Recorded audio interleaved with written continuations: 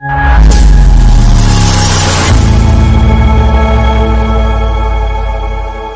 اللہ الرحمن الرحیم۔ رمضان المبارک کا یہ وہ مہینہ ہے جس میں اللہ رب العالمین کی رحمتوں کا برکھا برستی ہے۔ یہی وہ مہینہ ہے جس کی آمد پر جہنم کے دروازے کو بند کر دیا جاتا ہے اور جنت کے دروازوں کو کھول دیا جاتا ہے۔ چنانچہ اللہ کے نبی صلی اللہ علیہ وسلم فرماتے ہیں اذا دخل رمضان فتحت ابواب الجنہ وغلقت الابواب جہنم وسلسلت الشیاطین، کہ جب ماہ رمضان کا مہینہ شروع ہوتا ہے، ماہ رمضان کا مہینہ آتا ہے تو اللہ رب العالمین جنت کے دروازوں کو کھول دیتا ہے اور جہنم کی دروازوں کو بند کر دیتا ہے اور سرکش شیاطینوں کو جکڑ لیے جاتے ہیں۔ اب دیکھنا یہ ہے ہم اور آپ کو کہ اس رمضان المبارک کے مہینے میں کون ہے جو اپنے لیے جنت کے اندر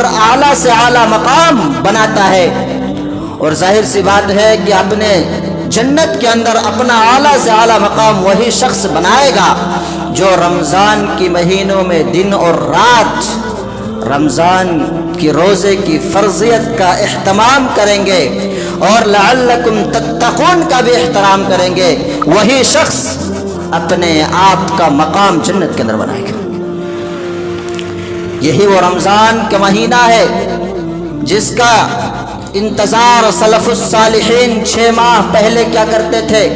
وعلا بن فضیل کہتے ہیں کان السلف الصالح یدعون اللہ 6 اشہر ان یبلغهم رمضان، کہ سلف الصالحین رمضان کی آمد کا انتظار 6 ماہ پہلے کیا کرتے تھے، اور 6 ماہ پہلے یہ بھی دعا کرتے تھے کہ اللہم سلمنی رمضان، کہ اللہ مجھے اس سال رمضان المبارک کا مہینہ صحیح سالم عطا فرما۔ کہیں ایسا نہ ہو کہ رمضان المبارک کا مہینہ آ جائے اور ہم بیمار پڑ جائیں، ہماری طبیعت خراب ہو جائے، ہم اس رمضان المبارک کے مہینے کی اہتمام کرنے کے لیے ہمارا جسم ہمارا بدن ایکٹیویٹ نہ ہو۔ سلف الصالحین ساتھ میں دعا بھی کرتے تھے کہ اللہ ہمیں رمضان المبارک کا مہینہ صحیح سالم عطا فرما اور ہماری صحت ہماری تندرستی بھی صحیح سالم۔ یہ وہ رمضان المبارک کا مہینہ ہے جو شہر الصیام والقرآن ہے، جو شہر رحمہ والغفران ہے، جو شہر الخیر والبرکات ہے۔ یہ مہینہ ہے کیا؟ یہ مہینہ کیا ہے؟ اس مہینے میں ہم اور آپ کو کیا کرنی چاہیے؟ اس سوال کا جواب ہم اور آپ قرآن مجید سے پوچھتے ہیں۔ جب قرآن مجید سے پوچھتے ہیں تو قرآن جواب دیتا ہے یا ایھا الذین آمنوا کتب علیکم الصیام کما کتب علی الذین من قبلکم لعلکم تتقون، اے ایمان والو تم پر رمضان المبارک کا مہینے کے روزے کو فرض قرار دیا ہے، اور تم یہ نہ سمجھو کہ یہ رمضان کے روزے تم پر نیا فرض کر دی گئی ہے، تم پر بوجھ ڈال دیا گیا ہے۔ من قبلکم، نہیں تم سے پہلے جو لوگ تھے ان کے اوپر بھی یہ رمضان المبارک کا مہینے کا روزہ فرض تھا۔ لعلکم تتقون، تاکہ تم پرہیزگاری اختیار کرو، تقوی اختیار۔ قرآن کیا کہا کہ رمضان المبارک کا مہینے کی روزہ ہم پر فرض ہے، اور یوں ہی ہم پر نیا فرض نہیں کیا ہے بلکہ ہم سے پہلے کی جو امت تھی ان تمام امتوں پر روزہ فرض تھا۔ اصل میں روزہ فرض کرنے کا مقصد کیا ہے؟ روزہ فرض کرنے کا مقصد کیا ہے؟ یہ 14 گھنٹے 15 گھنٹہ بھوکے اور پیاسے رہنے کے مقصد کیا ہے؟ اللہ نے اس مقصد کو بھی بیان کیا، لعلکم تتقون، تاکہ تم تقوی اختیار کرو۔ ایک انسان رمضان المبارک کے مہینے کی روزہ رکھتا ہے، پورے فل مہینہ روزہ رکھتا ہے، اور روزہ رکھنے کے بعد 1 مہینے 30-29 دن روزہ رکھنے کے بعد اگر اسے تقوی کی ڈگری نہ ملے، اسے تقوی کی سند نہ ملے، تو انہوں نے رمضان کے روزے تو رکھا ہے، انہوں نے خانہ پوری کیے، حالانکہ انہوں نے روزے کو سمجھا نہیں۔ اور یہ رمضان کے روزہ یہ اللہ رب العالمین کی یہ عبادت ہے، اس کے بارے میں اللہ رب العالمین کے حدیث قدسی ہے الصوم لی، کہ رمضان میرے لیے ہے، رمضان میرے لیے ہے۔ اور یہ روزہ ایک इकलौती ऐसी इबादत है जो सिर्फ अल्लाह रब्बुल आलमीन के लिए रखा जाता है। रोज़ा सिर्फ और सिर्फ अल्लाह रब्बुल आलमीन के लिए रखी जाती है। और ये रोज़ा अल्लाह रब्बुल आलमीन की ऐसी इबादत है जिसमें करना नहीं है, जिसमें छोड़ना है। रमज़ान में क्या करना है? छोड़ना है, करना नहीं है, छोड़ना है। क्या छोड़ना है? हमें खाना और पानी को छोड़ना है। रमज़ान में खाना और पानी नहीं पीना है, नहीं खाना है। 14 घंटे 15 घंटे बीवी से नहीं मिलना है, झूठ नहीं बोलना है, गाली गलौज नहीं करना है। अपनी नफ्स की, अपनी आंखों की कदर करनी है, उसे हिफाजत करनी है, उसे बचाना है। रमज़ान एक ऐसी चीज़ है जिसे हमें छोड़ना है। लेकिन नबी फरमाते मल्लम यदा क़ौल ज़ूर वल अमल बिही फलैसा लिल्लाहि हाजतुन फी अन यदा तआमुहु व शराबहु। जिसने रमज़ान की महीने में रोज़ा रखने के बाद झूठ बोलना ना छोड़े, गाली गलौज ना छोड़े, हयाई और फहाशी लहू व लईब बातों को बकना ना छोड़े, तामुहु व शराबुहु, तो उसके लिए कोई फायदा नहीं है कि उन्होंने खाना छोड़ दिया और पानी छोड़ दिया, कोई फायदा नहीं।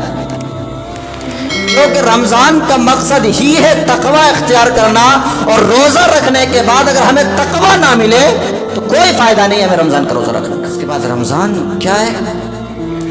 अय्याम मादूदात। कब रखनी है रोज़े? कितनी रखनी है? गिनती की चंद दिन, गिनती के चंद दिन। जब रमज़ान शुरू होता है तो हमें ऐसा लगता है कि अभी तो 30 दिन है, 29 दिन है, 30 दिन रखना पड़ेगा। लेकिन धीरे धीरे धीरे धीरे जब 10 दिन गुजरता है तो आदमी कहता है कि नहीं, अब 20 दिन बचा हुआ है। जब 15 रमज़ान गुजरता है तो फिर कहता है कि नहीं, अब तो हम आधा पास कर लिए, अब आधा बाकी है। फिर धीरे धीरे पहली ताक़रात, दूसरी ताक़रात, तीसरी ताक़रात, उसके बाद चांद रात आते, उसके बाद ईद आ जाते हैं। तो अल्लाह ने कहा अय्याम मादूदात, रमज़ान के रोज़े तुम पर फ़र्ज़ है। कितनी फ़र्ज़ है?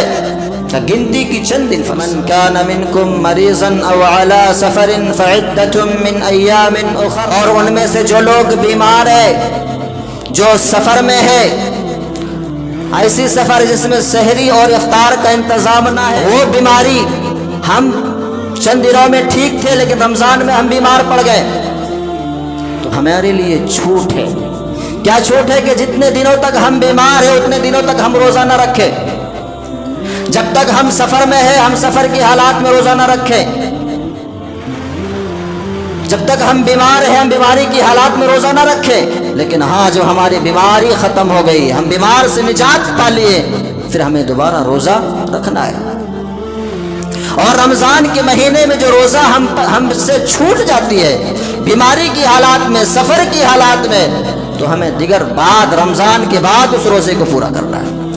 फमन कान मिनकुम मरीज़न औ अला सफ़रिन फ़इद्दतुम मिन अय्यामिन उख़र वअलल्लज़ीन युतीक़ूनहु फ़िद्यतुन तआमु मिस्कीन। और जो शख्स बीमार है और कंटिन्यू बीमार रहता है, जिसे लगता है कि ये बीमारी हमें जान नहीं छोड़ेगी, ये हम गैर रमज़ान में भी बीमार थे, रमज़ान में भी बीमार है और हम रोज़ा नहीं रख सकते, तो उनको ये हुक्म दिया गया है कि आप फिदिया दें। आप क्या दें? फिदिया दें। आप मिस्कीनों को खाना खिलाएं। फमन ततव्वा खैरन फहुव खैरुल्लाह।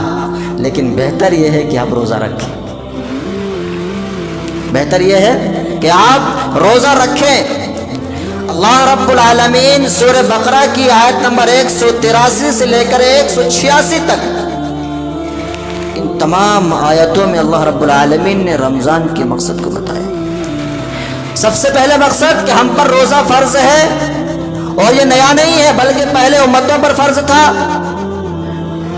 दूसरी चीज़, रमज़ान के रोज़े फ़र्ज करने का मकसद ये है कि हमें तकवा इख्तियार करे, हमें तकवा इख्तियार करे। रोज़ा रखने के बाद, रोज़े रमज़ान के महीने गुजरने के बाद अगर हमें तकवा की डिग्री ना मिले तो हमें रोज़ा रखने का कोई फ़ायदा नहीं है। दूसरी चीज़ कि रमज़ान के रोज़ा हमें कब रखनी है? अय्याम मादूदात, गिनती की चंद दिन। اور جو لوگ سفر میں ہیں، جو بیمار ہیں، ان کے لیے چھوٹ ہے کہ آپ سفر کے حالات میں، بیماری کے حالات میں روزہ نہ رکھیں، لیکن جب آپ سفر سے واپس آ جائے تو آپ روزہ رکھیں۔ اس کے بعد دیگر رمضان میں، غیر رمضان میں جو آپ کے روزہ قضا ہو گیا اس روزے کو پورا کریں۔ اس کے بعد اللہ فرماتا ہے شہر رمضان الذی انزل فیہ القرآن، کہ یہ رمضان کا مہینہ صرف روزے کا نہیں ہے، یہ روزے کے ساتھ ساتھ قرآن کا بھی مہینہ ہے۔ اللہ فرماتا شہر رمضان الذی انزل فیہ القرآن، کہ ہم نے رمضان المبارک کے مہینے میں قرآن کو نازل کیا۔